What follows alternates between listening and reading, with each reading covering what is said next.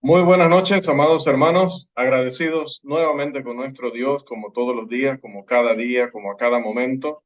En esta ocasión, porque podemos retomar nuestro curso Doctrina Bíblica del Matrimonio y volver a nuestra temática pasajes clave en la doctrina bíblica del matrimonio, como es Primera de Corintios, capítulo 7, los versículos 1 al 40. Estamos tratando una amplia sección porque Pablo también fue bastante explícito, bastante detallado en ir respondiendo a aquellas preguntas que, como hemos mencionado, le habían enviado o le habían hecho llegar los corintios. Por eso inicia esta como varias secciones de la carta en cuanto a las cosas de que me escribisteis. Específicamente hoy vamos a retomar lo que veníamos tratando respecto a los versículos 10 y 11. Recuerden que al cierre de la lección anterior decíamos que es evidente que el significado de los casados en estos versículos 10 y 11 es una referencia a los cristianos casados y que hay más de una razón para esta conclusión, las cuales veíamos, decía, en el cierre y que no vamos a repetir ahora. Pero esto no significa que lo que Pablo tiene que decir a los cristianos sobre este tema, que eso no aplique a los inconversos, porque ya hemos tratado varias veces el tema, la ley de Cristo es para todos, solo que hay algunos que la obedecen y los inconversos son personas que no la obedecen, no la quieren obedecer, y los que la llegan a obedecer se convierten en hijos de Dios.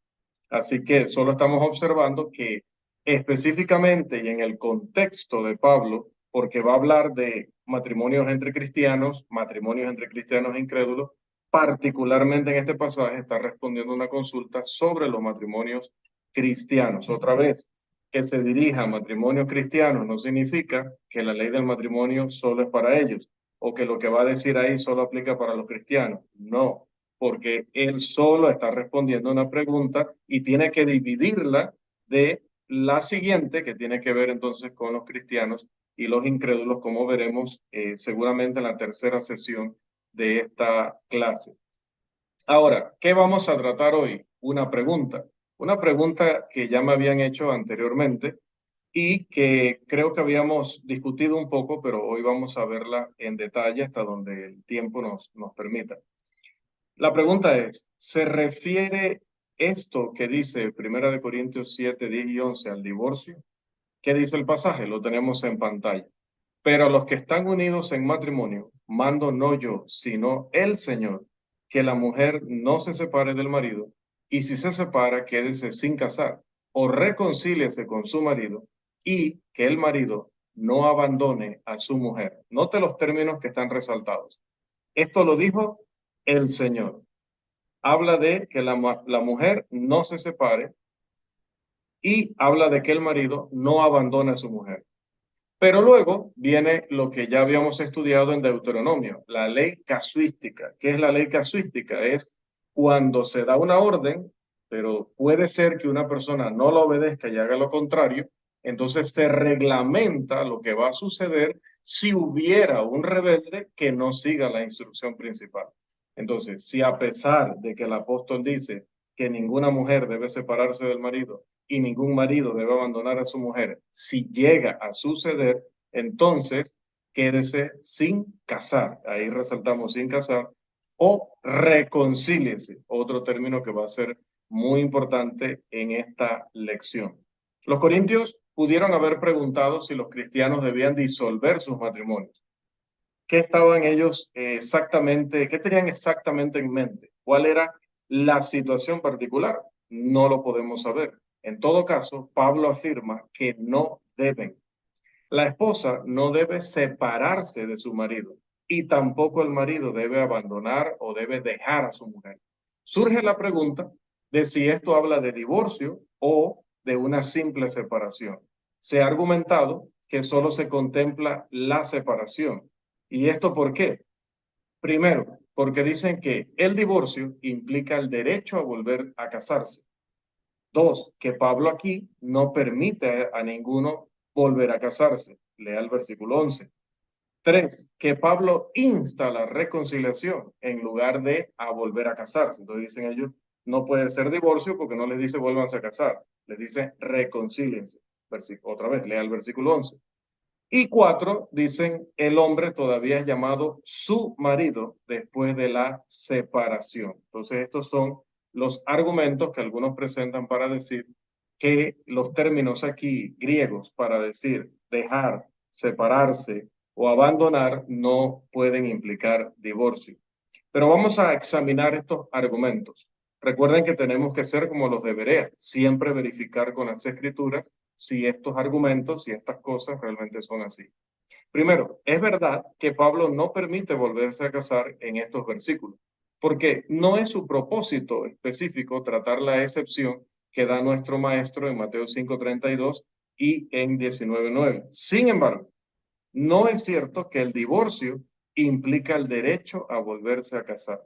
Repito, ciertamente Pablo no está diciendo que cuando estas personas se separan, sea que se refiera a separación de cuerpos, como le llamamos hoy, o que se refiera a divorcio legal como el trámite y el decreto ya de que dos personas ante la ley civil ya no son marido y mujer, si está hablando de una o está hablando de otra o está hablando de las dos, lo cierto es que debemos tener en cuenta que no siempre que aparezca la palabra divorcio significa que las personas involucradas en eso se pueden volver a casar, los dos o alguno de los dos. Este es un camino erróneo que toma el argumento de algunos hermanos. Todos entendemos que la palabra que utilizó Jesús en Mateo 5:32 y en Mateo 19:9 es la palabra apolú. Si leemos, por ejemplo, Mateo 5:32 dice, el que se casa con la repudiada, o sea, la que sufrió un apolú, un repudio, un divorcio, es la misma palabra griega, comete adulterio. Mateo capítulo 5, versículo 32. Ahí entendemos todos claramente que significa divorcio. Pero es claro, mediante una lectura de esos pasajes, Mateo 5:32 y 19:9, que en un caso la persona que se divorcia tiene derecho a volverse a casar, mientras que en el otro lado o en el otro caso la persona no tiene derecho. Estamos hablando del mismo matrimonio. Uno repudia al otro. Uno se puede volver a casar y el otro no. Y si ninguno de los dos ha utilizado la causal, entonces ninguno de los dos se puede volver a casar. Entonces hay que analizar cuál es la situación. Se divorciaron, ok, pero pregunta, ¿ella le fue infiel? Sí, listo. Entonces él sí se puede volver a casar, pero aunque haya un divorcio, ella no. Si preguntamos, ¿y usted la repudió por infidelidad? No. Y le preguntamos a la mujer, ¿y él le fue infiel a usted? No. Entonces ninguno de los dos, a pesar de haber un divorcio civil, ninguno de los dos se podría volver a casar. Entonces, otra vez, no siempre que aparezca la palabra divorcio tiene que significar que las personas se van a volver a casar. Así que estos hermanos que argumentan de esta manera tienen que corregir su argumentación. Además, Jesús dijo claramente que sin la excepción, el que se casa con la repudiada comete adulterio. Se admite sin discusión alguna que esta lectura de la Reina Valera de 1960 refleja el significado preciso o exacto del griego, mostrando así que este divorcio no otorgaba el derecho a volverse a casar, por lo menos en este caso a una de las dos personas. Otra observación es que Pablo, por necesidad, debe utilizar la palabra reconciliación. Tenía que utilizarla. ¿Por qué? Porque, uno, no tenía a su disposición ninguna palabra griega que significara volverse a casar. No había en el griego koineo, kini, como quiera que se pronuncie el nombre correcto, no había un término para decir volverse a casar. No había una palabra, un término técnico para eso. Así que no podía decir vuelvas a casar con aquel de quien se separó o abandonó o se divorció. Y número dos, la reconciliación estaría cubriendo ambos casos, sea que hubo una separación o sea que hubo un divorcio. Vamos a ver esto en detalle más adelante. Además, no prueba nada señalar que al hombre todavía se le llama su marido, porque hay una regla de argumentación, hay una regla que aprende todo el que se prepara para ir a un debate público, que lo que prueba demasiado no prueba nada. O sea, a veces pareciera que una frase, pareciera que un texto le da todo el favor, le da toda la fuerza a una persona que cree que hay que guardar el sábado, que cree que hay que usar música instrumental, o estos hermanos que piensan que el hecho de que le llame su marido significa todavía que después de la separación siguen siendo matrimonio, por lo tanto no hubo divorcio. Por lo tanto, los términos griegos utilizados por Pablo en 1 Corintios 7, 10 y 11, dicen estos hermanos, no puede significar divorcio porque le llama su marido después de esa separación. Pero, ¿por qué decíamos que no es válido este argumento? Primero, porque incluso el cónyuge de un hombre muerto o la cónyuge de un hombre muerto puede ser mencionada después de esa muerte, donde ella ya, como dice Romanos 7, 1 al 4, quedó liberada, desligada de su marido, le sigue llamando su mujer. Mateo capítulo 22, versículo 24, es un ejemplo de esto. Este pasaje dice, Maestro, Moisés dijo, si alguno muriere sin hijos, su hermano se casará con su mujer y levantará descendencia a su hermano. Entonces, aquí tenemos el caso de una mujer a la que todavía se le sigue llamando mujer del muerto, aunque sabemos por el resto de la escritura que ya no era mujer de él, pero es una expresión, se usa, eso no implica que necesariamente es su mujer. Dos, ya que un hombre que no se ha divorciado bíblicamente de una mujer es, de hecho, todavía su marido ante los ojos de Dios, no hay ningún problema en llamarle aún su marido, aunque haya acontecido ante los ojos de los hombres un divorcio. Después de un divorcio ilegítimo, el primer matrimonio no se considera anulado ante el trono de Dios.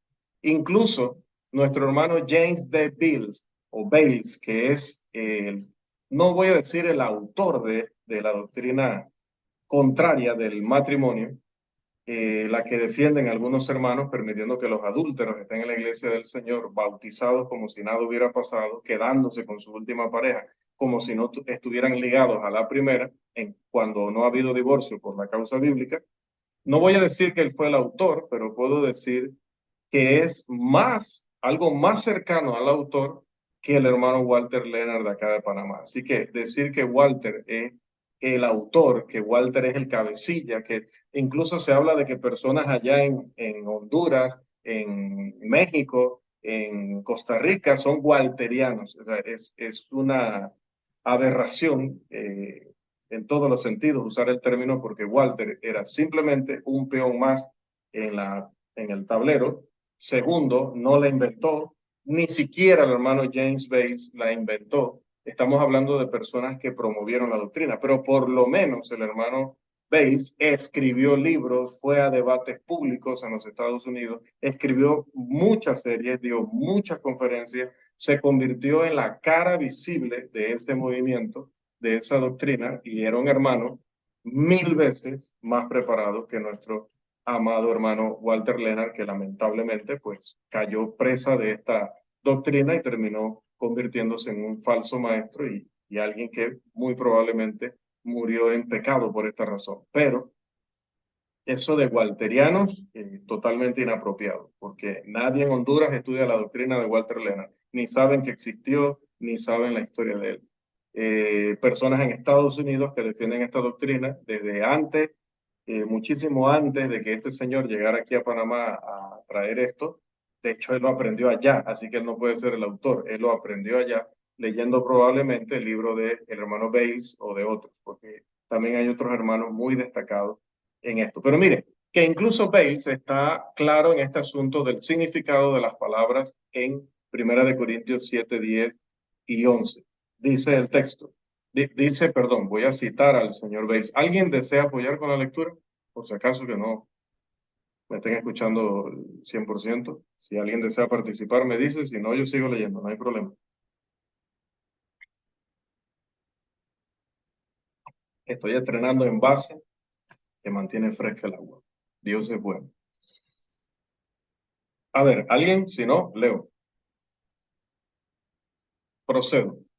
Dice el hermano Bales, no todo divorcio pone fin a un matrimonio, pues Jesús mostró que si alguien se divorcia por razones que no sean fornicación, no era libre para volver a casarse a pesar de que estuviera divorciado. ¿Por qué?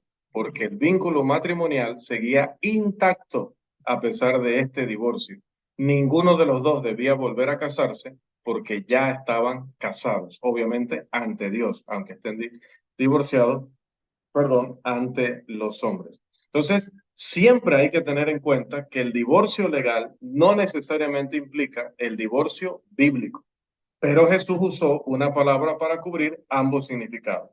Por ejemplo, Jesús le dice también a la mujer samaritana, allá en Juan capítulo 4, 5 maridos has tenido y el que tienes ahora no es tu marido. Entonces, los 5 fueron esposos aprobados por Dios. Bueno, solamente que los 5 le hayan fallado con infidelidad a ella, lo cual no nos consta, lo cual no podríamos argumentar. Pero al final dice que ella tenía a alguien que no era su marido. No sabemos si era el quinto y le está diciendo, es tu marido según tú, pero en realidad no es tu marido. Como no eran tus maridos los otros 4 o los otros 3 anteriores, sino el primero. Ahí se abre un mundo de posibilidades porque no sabemos exactamente por qué esta mujer no terminó con eso, no se mantenía con el primero o los siguientes, ¿no? No sabemos si era una, ¿cómo le llaman? Viuda negra, la que se casa y al poco tiempo el hombre muere y ella queda con todo y vuelve y se casa y el hombre muere y queda con todo y así. No creo, porque si hubiera sido una viuda negra, pues hubiera tenido muchos recursos y no estaría ya en el pozo buscando agua. Así que ve cómo el texto nos va a veces despejando, ¿no? Nuestras teorías o suposiciones. No debemos suponer mucho, pero cierto es el caso que Jesús le llama a los 5 maridos, 5 maridos, y muy probablemente varios de ellos no fueron su marido en el sentido bíblico. Si la palabra griega para divorcio tiene que implicar inherentemente un derecho a volver a casarse, pues esa palabra no existe en todo el Nuevo Testamento. Entonces, nunca en el Nuevo Testamento se habló de divorcio, porque según estos hermanos, divorcio implica derecho a volver a casarse. Esa palabra no existe. Claramente ese no es el caso, pues como dije, ni siquiera habría divorcio, ni nadie se podría volver a casar. No estaría eso en las palabras de Jesús entonces, ni en Mateo 5:32, ni en Mateo 19:9. Por lo tanto, es una mala interpretación. La palabra traducida separe, volviendo a Primera de Corintios 10, en el versículo 10, es una palabra que usted la va a ver ahora escrita en griego, pero no la confunda con una parte de nuestro desayuno o de nuestra cena, porque no se, aunque se escribe parecido a algo que nosotros nos gusta mucho acompañarlo, si con la tortilla, si con a veces el pan, incluso se hace arroz, por lo menos acá en Panamá, pues no es ese el término en griego, no se pronuncia así. La palabra traducida separe en el versículo 10 es la palabra horizo. Se pronuncia como una J y la Z como si fuera DZ. Horizo. Horizo. El léxico de Bauer, R. Gingrich y Danker no están aquí para defenderse si sus apellidos no se pronuncian así. Lo define como separarse por divorcio. Y este léxico, o sea, un diccionario de los idiomas originales, enumera los 4 casos en que aparece la palabra. Primera de Corintios 7:10, 7:11, 7:15. Taller, el famoso lexicógrafo, también lo traduce como divorcio y presenta los mismos pasajes como ejemplo. El diccionario teológico de Kittel del Nuevo Testamento también lo llama divorcio, con las palabras específicas que hacen referencias a estos versículos 10, 11 y 15 de 1 de Corintios 7. El Nuevo Diccionario Internacional de la Teología del Nuevo Testamento se refiere a estos pasajes como textos que discuten el tema del divorcio. Y más adelante dice que discuten la disolución de los matrimonios. También los famosos léxicos Liddell y Scott señalan que incluso en el griego clásico la palabra horizo significaba divorcio. Y personas tan eruditas como Moulton y Milligan, también autores de léxicos, dicen que en la primitiva era cristiana la palabra casi se había convertido en un término técnico en relación con el divorcio, como en Primera de Corintios cita él 7:10, 11 y el versículo 15. Ahora, una aclaración. Hay un hermano desviado de la verdad que ha entendido mal esta última referencia de que casi un término técnico. Y él lo ha entendido en el sentido de que si era casi un término técnico para divorcio, esto indica que no significa divorcio para nada. Pero lo cierto es todo lo contrario. Los autores afirman que puesto que la palabra se usaba mucho en los papiros, sobre todo en los contratos de matrimonio, para indicar divorcio, casi se había convertido en un término técnico, como también es el caso en los pasajes de Corinto. De hecho, El citado Nuevo Diccionario Internacional de Teología del Nuevo Testamento se refiere a otra palabra y mira la explicación que da.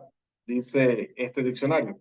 Una palabra, esta que él está definiendo, es una palabra un poco menos técnica para divorcio, en comparación con el uso que hace Pablo de horizestai. Aquí es la frase ya como Pablo la escribió exactamente allá en Primera de Corintios. Pablo, el uso que hace Pablo de horizestai en cuanto a la esposa que se separa de su esposo y comparándola con afiemi, que es la acción del marido que abandona a su mujer. El diccionario exegético del Nuevo Testamento se refiere de la misma manera a la divorciada y la mujer que se quedó sin casar en el versículo 11 de nuestro texto. Le llama la divorciada y la mujer que se quedó sin casar, siempre utilizando el término horizo para hablar de que es una separación definitiva que involucra o puede involucrar una separación legal. También un segundo término que se utiliza en nuestro texto y que es traducido en la versión en inglés, King James, que la estamos ahora citando porque es una versión muy leal, muy fiel al original. Ella lo traduce como put away, que es apartar. La Biblia de las Américas, que es una versión en español, la traduce como dejar. La palabra proviene del griego afiemi. Este es definido por el léxico de Bauer, Arndt, Gingrich y Danker como un divorcio en sentido legal, haciendo referencia al versículo 11 y demás. También Fee, que es también autor de una traducción del Nuevo Testamento, pero en inglés, lo traduce, haciéndole yo también la traducción ahora al español, como y un esposo no debe divorciarse de su esposa. Se traduce de manera similar en varias otras versiones que estuve revisando en inglés y en español. Así que la acción contemplada de parte del marido es equivalente al término apolúo utilizado en los relatos del Evangelio cuando Jesús habla de repudiar a la pareja. Entonces, separarse o divorciarse de su esposa es lo mismo para efectos de lo que Pablo está reglamentando en 1 Corintios 7, 10 y 11. En cuanto a por qué Pablo, porque va a surgir la pregunta, ¿por qué Pablo usó dos palabras diferentes aquí? Podemos señalar que el cambio del término horistenai de la esposa al afienai del esposo es un cambio inteligible, es decir, está totalmente justificado, tiene un sentido. ¿Por qué? Porque recuerda, hermanos, que lamentablemente en esta época, ciertamente en esa parte sí tienen razón las feministas, que en ese tiempo a la mujer se le consideraba una cosa y a la mujer no se le daban los mismos derechos que al hombre. Entonces se consideraba que el hogar era del marido. Como el hogar era del marido, ella no podía decir, mira, lo eché de la casa. No, ella no podía echar de la casa. Ella podía abandonar el hogar. Ella podía dejar el hogar. En cambio, él sí la podía echar. ¿Se acuerda de Deuteronomio 24? Dice, y el hombre la despide y ella se va y se casa con otro hombre. O sea, él la despide. Esa era la forma. No se daba el caso de la mujer hacia el marido. Estamos hablando en el contexto judío. Ya luego cuando leemos Marcos, sabemos que sí, que obviamente sí, porque está escribiendo a los griegos, ¿no? Sobre todo. Entonces, por eso es que dice que la puede despedir, la puede echar, la puede enviar fuera, como sea que tomemos el sentido literal del término. Ahora, es raro que algunos hermanos nieguen que horizo puede significar divorcio. Surge de un sincero, pienso yo, pero equivocado intento de cuidar que la única causal para llevar a cabo un divorcio aprobado por Dios y un nuevo matrimonio, sea la fornicación de por medio. Pero este intento resulta contraproducente y en realidad le hace daño a la causa de Cristo, le hace daño a la doctrina bíblica del matrimonio. Porque si el término griego horizo no puede incluir divorcio, entonces, mira el problema, no hay ninguna prohibición en estos versículos contra una mujer cristiana que se divorcia de su esposo cristiano por cualquier causa. En este texto no habría ninguna prohibición. Entonces, Pablo está diciendo que ella lo podría hacer.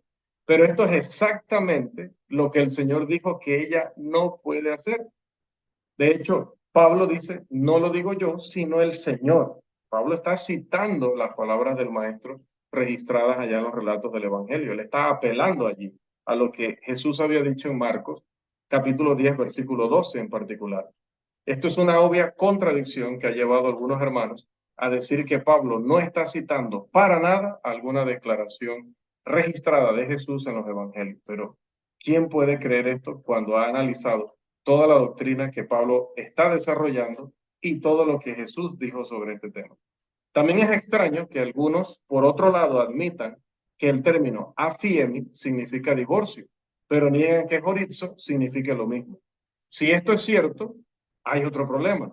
Entonces no hay una prohibición en este capítulo contra un esposo cristiano que se divorcie de su esposa cristiana, tomando en cuenta la parte B del versículo 11. ¿Quién puede creer que Dios va a permitir una desigualdad como esa? Que la mujer sí pueda o que el marido sí pueda, siendo los dos cristianos. Y si esto es cierto, no hay una prohibición en este capítulo contra una mujer cristiana que se divorcia de un esposo cristiano, pero sí habría una prohibición contra ella para que no se divorcie de su marido incrédulo, según el versículo 13. ¿Tiene sentido eso? Que Dios le diga que no puede divorciarse de su marido incrédulo, porque allá usa el otro término, pero sí puede hacerlo de su esposo cristiano. Otra vez, Dios jamás permitiría tal desigualdad. ¿Quién puede creer eso? Este es otro caso de alguien que intenta defender la verdad, pero con una espada rota. Tiene buena intención, es muy sincero seguramente, pero no ha analizado bien lo que está diciendo. Que tanto Jorizo como Afiemi pueden abarcar tanto la separación como el divorcio es evidente a partir de los siguientes motivos. Primero, los tenemos allí en pantalla. Las autoridades lingüísticas están prácticamente en unanimidad en cuanto a que el divorcio está incluido en el significado de ambos términos. Está incluido. Presten mucha atención. No estamos diciendo que horizo signifique siempre divorcio. Cuando lo usa de la mujer, no se separe del marido. Tampoco estamos diciendo que afiemi, cuando dice que el marido no abandona a su mujer, siempre significa divorcio. Estamos diciendo que el divorcio está contemplado o está incluido en el término. El término puede significar tanto separarse como divorciarse. Lo permite el griego. Todas las autoridades lingüísticas están en unanimidad con esto. Dos, el hecho mismo de que Pablo instruyera, que esto es lo más importante, el contexto bíblico, el hecho mismo de que Pablo instruyera a un cristiano que se separaba de su esposa, horizo, que se quedara sin casar, es decir, que siguiera, o se mantuviera, perdón, que se mantuviera soltero, es decir, que no se casara con nadie más. Eso deja perfectamente claro que no solamente se provee una separación, sino también una disolución legal del matrimonio. Porque le dice, quédese sin casar. Hagamos, es el término griego ahí que lo estuvimos tocando la semana pasada. Quédese, hagamos, quédese sin casar, quédese soltero. Si él seguía casado de manera civil, pues ya no era soltero, pero Pablo utiliza hagamos, que significa soltero también. El verbo abarca ambas posibilidades. Número 3. La palabra horizo es la misma palabra utilizada por Jesús al prohibir que un hombre separe un matrimonio. Recuerda Mateo 19:6, dice, lo que Dios unió, no lo separe el hombre, y utiliza el término horizo. Esa palabra se usó en respuesta a una pregunta que ya lo estuvimos estudiando en el pasaje clave anterior, anterior al anterior, que era Mateo 19, donde se acercaban aquellos hipócritas líderes religiosos a tentar a Jesús. Allí ellos estaban preguntando sobre divorcio, ellos no estaban preguntando sobre separación. Y Jesús responde, lo que Dios unió, ¿lo unió qué? ¿En unión libre? No, obviamente no en unión libre, en matrimonio. Así que cuando dice, no lo separe el hombre, si la primera parte se refiere a matrimonio, la segunda también, porque Dios es consecuente, Dios no se contradice. Entonces, si Jesús estaba refiriéndose a divorcio cuando dijo, no lo separe el hombre. Mire que usa el verbo separar, y no se refiere a separación solo física, sino a divorcio. Asimismo, acá en 1 Corintios 7, 10 y 11 usa el término separarse, que nosotros hoy, en nuestra era moderna, podemos entenderlo. Ah, bueno, eso es irse uno de la casa y vivir en casas diferentes o estar en habitaciones diferentes. No, el verbo separarse, horizo o afiemi, pueden incluir también el divorcio, como se ve en Mateo 19, 6, ¿verdad?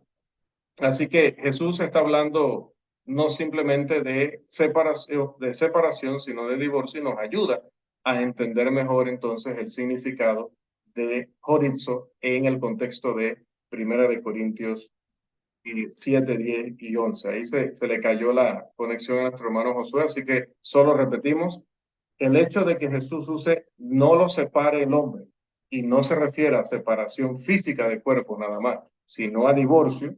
De la misma manera, Pablo en 1 Corintios 7, 10 y 11 usa separe, pero no se refiere solo a la separación física de los cuerpos, sino que también está incluyendo el divorcio. Entonces, el impacto de los versículos 10 y 11 es este. A los cristianos se nos ordena no separarnos ni divorciarnos.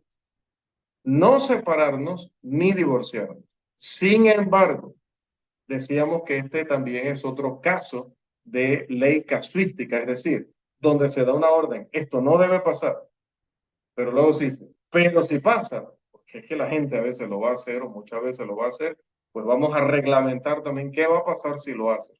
Pablo prevé la posibilidad de que alguien pudiera desobedecer ese mandamiento, ya sea a propósito o por necesidad. ¿A qué me refiero con necesidad? Lo que ya sabemos, cuando alguien se tiene que separar porque la persona es un drogadicto, que de pronto llegan los amigos o vendedores o enemigos y llenan la casa, o incluso ha habido tiroteos y una mujer dice, oye, yo voy a dejar esto porque en cualquier momento me van a matar por culpa de estar con este hombre. Se puede dar el caso que una mujer viendo esa situación se separe de su marido.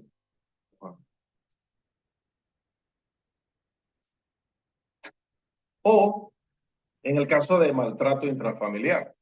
No le vamos a decir a una hermana que la están matando, que varias veces la hayan mandado al hospital, que ella tiene que quedarse ahí hasta que muera.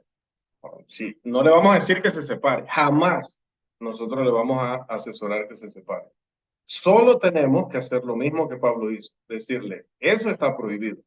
Pero si lo hace, no puede casarse más. Se tiene que quedar, hágamos, sin casar o reconciliarse con su marido si hubiera la posibilidad de resolver ese problema. Aunque Pablo no aborda expresamente el punto, también se puede incluir en esto el caso de alguien a quien por incompatibilidad, por tantas cosas, por carnalidad, por tantos motivos, lo dejan, ¿no? Puede ser que, bueno, dicho sea de paso, ¿no? Para muestra un botón, que la esposa diga, pues ya, no soporto más esta vida contigo y me voy. Entonces, no sea algo consensuado, no sea algo que el cristiano quiere, pero pues al otro cristiano es un cristiano de nominal, un cristiano de nombre, un cristiano carnal, y se quiere separar. Incluso se quiere divorciar para poder ya no estar relacionado de manera legal con uno, ¿no? Entonces, hasta de pronto, pues procede por un divorcio. Pablo no está tratando específicamente esto, pero está incluido. Esa persona debe permanecer soltera o debe reconciliarse con su marido. La misma ley, siempre, versículo 11. Y ya que Pablo continúa diciendo que el marido no abandone a su esposa, están implícitas las mismas dos opciones también en su caso. Tanto para la mujer como para el hombre, si se separan, quédense sin casar o reconcíliense. Notemos también que siendo que Pablo le dijo a una mujer divorciada, pero que fue divorciada sin la causal bíblica, que se reconciliara con su esposo, ¿sí? Siendo que Pablo le dijo a una mujer cristiana que había sido repudiada injustamente, no por la causa bíblica, que se reconciliara con su esposo, la opinión que tienen algunos hermanos, muy buenos hermanos, muy capaces también, pero que están muy errados en este punto, de que de hace un tiempo para acá dicen que sería pecado que nosotros le digamos a la mujer que tiene que volver con su marido, incluso si el marido, ese primer marido, consiente en volver con ella porque no se hayan separado, divorciado por infidelidad, dicen ellos que eso es pecado, decirle que vuelva con su marido. Y usted me preguntará, ¿y por qué, hermano? ¿Cuál es el problema si es su marido? Bueno, ese punto de vista se basa en un malentendido de las palabras de Jesús en Lucas 16:18. En Lucas 16:18 dice el texto, y el que se casa con la repudiada del marido adultera. Entonces ellos interpretan que aún ese primer marido que la repudió, si la vuelve a tomar, adultera, porque dice que este pasaje dice, el que se casa con la repudiada del marido adultera. Lo cual me estoy dando cuenta que puse Lucas 16, versículo 118. No es 118, es 16:18. Así que allí pueden, bueno, ya lo corregí en el material para que no nos salga luego cuando se los comparto, ¿no? Ok, pero ¿qué pasa con esta interpretación? Que esto no se puede aplicar a una persona divorciada que se vuelva a casar con su cónyuge original. ¿Por qué? Esto se prueba fácilmente, porque Jesús utiliza el término adultera. ¿Y qué pasa con el término adultera, amados? Que el adulterio no puede tener lugar sin una tercera parte. Vamos a leer un momento, por favor, Ezequiel, capítulo 16, versículo 32. Ezequiel, este pasaje no lo tenía acá, así que lo estoy buscando rápidamente. Ezequiel 16:32 dice, sino como mujer adúltera que en lugar de su marido recibe a ajenos. El adulterio, no, reiteramos, no puede tener lugar, no puede acontecer sin una tercera parte. Usted no puede adulterar con su mujer, ni su mujer puede adulterar con usted. Eso es imposible. Siempre el adulterio tiene que ver con un ajeno, tiene que ver con un tercero. En el caso de Ezequiel, habían varios terceros.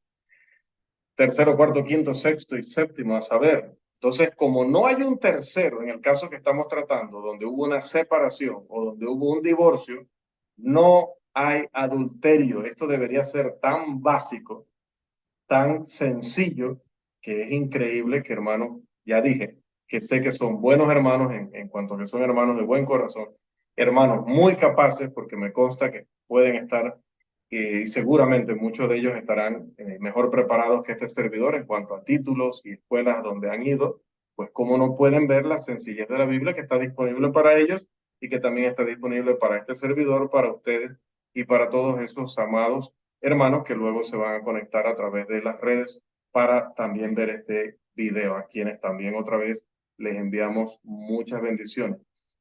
Entonces, hermanos, si no hay adulterio, no hay pecado en que esta mujer vuelva con su marido. De hecho, no puede haber pecado, ya que Pablo ordenó que se dé esa reconciliación. No es una alternativa, es que él lo ordenó. Así que, amados, creo que leyendo, simplemente como dice el apóstol Pablo allá en Efesios capítulo 3, dice, leyendo lo cual podéis entender, aplica a toda la enseñanza de Dios. Todo lo que Dios quería que nosotros supiéramos y que lo ha revelado, lo ha dejado en la escritura, está puesto en un lenguaje que nosotros podemos entender. No lo ha dejado solo para los eruditos, no lo ha dejado solo para los hermanos que van a escuelas de predicación. Leyendo podemos entender cuál es la bendita voluntad de nuestro Señor. En este caso, este texto prohíbe que un cristiano se divorcie o se separe de su esposa y que una mujer se divorcie, una mujer cristiana se divorcie o se separe de su marido. Y luego dice, pero si lo llega a hacer, a pesar de la prohibición, sepa que sus únicas dos alternativas son quedarse sin casar o reconciliarse con su marido. Debido a que esas son las únicas dos alternativas que le quedan, esa mujer y ese hombre cristiano no pueden ir a Mateo 19:9 y apelar a la infidelidad cuando ese marido al que abandonaron o que los abandonó cae en infidelidad. O cuando ella o él, que se ha quedado solo, cae en infidelidad, no puede el otro venir y aplicarle a él Mateo 19:9. No, Pablo está diciendo claríticamente, decía mi abuelita o mi bisabuela, una de las dos, o quizás las dos, claríticamente o muy claramente, que las únicas dos alternativas cuando hay separación o cuando hay divorcio es quedarse sin casar o reconciliarse con su cónyuge. No, a pesar de que Pablo está citando a Jesús al inicio, cuando habla de qué va a pasar con los que se separan o se divorcian, no añade la excepción. Por lo tanto, no está disponible para estas personas. Solo tienen esas dos alternativas. Hasta aquí, amados hermanos, la lección de esta noche. La próxima semana vamos a tratar entonces el caso del cristiano casado con los incrédulos, esperando que esta lección haya sido muy clara, como siempre, bíblica, que es lo que más nos preocupa y nos interesa, y que así pueda ser de edificación no solo para ustedes, sino también para la congregación, a quienes debemos enseñarle y a todas las personas a las que les predicamos el Evangelio, porque el Evangelio de Cristo, la doctrina de Cristo, la ley de Cristo es para todos los hombres. Que el Señor les bendiga, amados.